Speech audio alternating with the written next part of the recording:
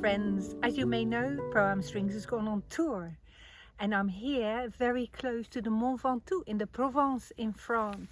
If you have a look through the mountains, through the woods, you might be able to see the Mont Ventoux, and it is absolutely beautiful here. And as I was walking through the woods on my hike, I was thinking the silence here is just the most overwhelming thing.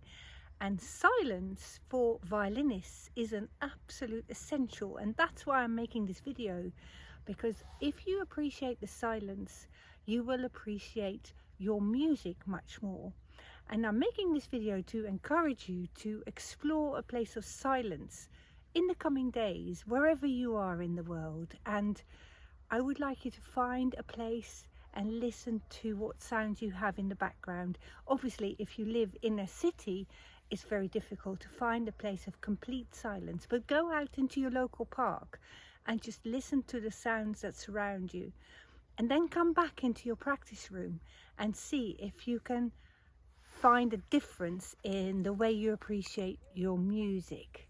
And that's just what I wanted to share with you, a thought for you to explore. And I want you to write in the description below, once you have done this experiment, what your findings are.